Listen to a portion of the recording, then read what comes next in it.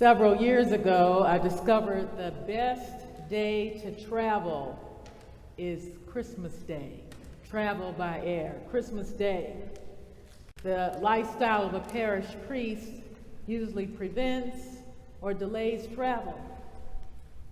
I used to look forward to getting on a plane on Christmas Day after Christmas Eve or Christmas Day services and putting on my blue, white, and silver Dallas Cowboys Santa hat.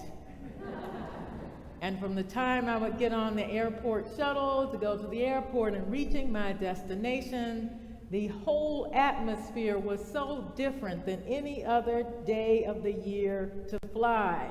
Now this wasn't just because I was getting on a plane with other Dallas Cowboys fans, my people, going into Texas. Now this was because there was an unusual presence of peace. Merry Christmas was batted about to and fro to different people, the flight not as full as it might have been, and there was an absence of the urgency and stress and long lines that usually fills the airport. I considered the peace of Christ having permeated the atmosphere, whether called upon or not, that peace was there. Recent reports have reported that some flights are canceled due to the pandemic, but I hope that everyone who's able to fly tomorrow will experience that peace that is not common when traveling by air. So we have arrived. Our annual journey to the manger has concluded with much awe and wonder in this space. We recognize that the past has no capacity to return on its own. The past has no capacity to return on its own.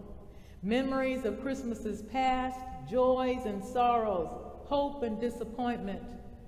The familiar story from Luke regarding the birth of Jesus only shows up because we bring it forward, inviting into our sacred space. The holy story joins our own.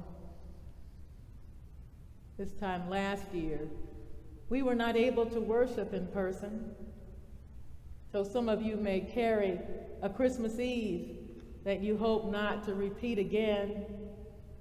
Worship by Zoom, Facebook, YouTube, forever. We don't want that coming back. My memory of preaching in the Shalom Chapel, looking at an iPad, the door closed, in there by myself. There was some sort of wintry mix going on outside. It was a memory of the pandemic that I hope doesn't have to be repeated again. But we are thankful for live stream that allows those who are watching at a distance to be with us, present yet and still.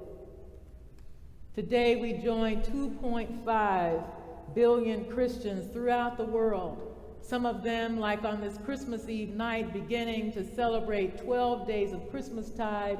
Others, the Orthodox, will have their celebration in January. Now we are tied to a historicity that spurs curiosity from the gospel reading. Now, the writer of Luke's story gives birth details and goes to great lengths to set the stage and context so we know what was going on. He writes Augustus was emperor, and registration required by Quirinius, governor of Syria. Now this tells us why Mary and Joseph had to go to Bethlehem, because Joseph is a descendant of the house of David.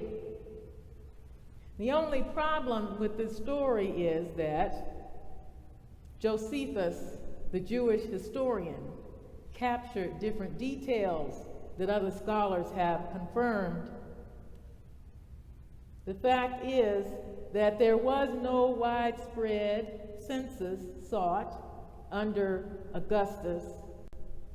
Quirinius did call for such a census, But this is when he was governor of Judea in about the year 6 CE, which creates a conflict in the story. Most likely, Luke wanted to set this stage so that all would know that Jesus was born in the midst of an empire, in the midst of a time when there was conflict. The Romans ruled over others, but this would not deter Jesus from being born according to the prophecy. The city of David, born without any fanfare. No one was there to record it. No one cared too much about Mary and Joseph and what they were wandering around looking for. And Luke's words describes the birth in a rather straightforward manner. While they were there, the time came for her to deliver her child, and she gave birth to her firstborn son and wrapped him in bands of cloth and laid him in a manger because there was no place for them in the inn. You know the story. This is how the writer describes this experience of birth. Now, there were so many details about the emperor, census, and all of that. But we know that the writer of Luke had no experience with childbirth at all. Mary's birth is so smooth sailing, no problems at all, easy, no writing about pains of childbirth and discomfort, no marveling about the fact that at last, after several months of feeling fluttering, and then the body of one growing inside is released, and a little person is there. Nothing written about that at all. Nothing's kept. That's not exciting. That's not important.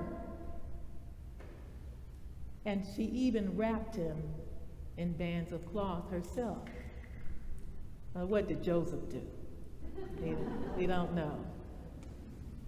Then there's a shift in the story.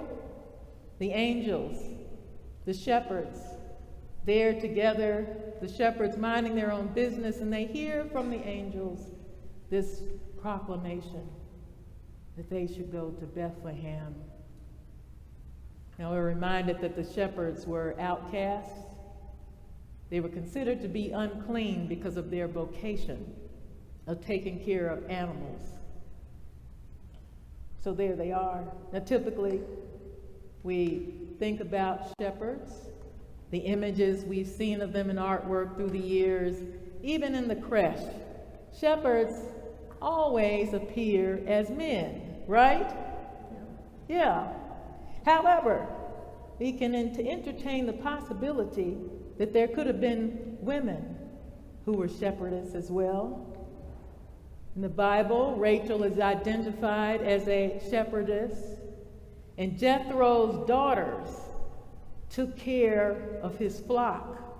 And this is Moses' father-in-law. So it's not far-fetched to consider that there were men and women there keeping their flock by night. This isn't some wild imagination and, we're going to kind of have some speculation, theological speculation about what was going on. This is a possibility. But consider how it changes the concept of the story. That there were lowly people, outcast people, men and women taking care in this vocation of shepherd, tending to sheep. As this is in line with who Jesus turns out to be, caring for those who are marginalized. God incarnate that tends to the oppressed. Jesus sees the inordinate worship as an adult, an inordinate worship of rituals and laws, pomp and circumstance, purity codes, replacing following God, replacing the two greatest commandments. Love the Lord your God with all your heart, mind, soul, and strength, and love your neighbor as yourself. Jesus, born lowly in a basement, gives light to the world, and becomes the bread of life. Jesus, born in the midst of political strife, has always stood on the side of love, holding fast to God's promise to forever be present. In our reading from Isaiah, we heard about the sentinels who stood on the walls of Jerusalem day and night petitioning God to remember the promise that God made. Imagine that, God thinking God might forget. So they petitioned God, because when they came back from exile, life was difficult. It was not as they anticipated. So they wanted to remind God the times in which we live are similarly difficult, more so than anticipated. A time of division and discord. Many people are on edge and stressed out. It is a time of paradox when unemployment is low, but yet and still people stand or in long lines to get food. Wall Street is booming while the side streets are forgotten. Voting rights are evaporating while those in power act and have chosen silence. There is no wall for us to stand on today and petition God or those in power. However, there is a need, a place for sentinels to awaken and pray to God for peace. Awaken and become a sentinel that is an instrument of peace in the vein of the prayer attributed to St. Francis. God needs us as sentinels to proclaim love, pardon, union, faith, hope, joy, and light, to console and understand and to love. It's okay for us to arrive tonight at the manger, to seek out a holy place, to gather and remember long ago texts that God dared to come, to leave the spirit world and to come and put on flesh, to experience everything that we do. Grow, learn, listen, risk illness and disease, enjoy life and celebrate its blessings. Are we going to give? What free gift can we give to the world? The hurting people, the hurting places. How can we bring peace in a time of turmoil? Each of us are called to be a 21st century sentinel. God needs your voice, your love, to sustain God's promise of peace, love, and joy in the world. Amen.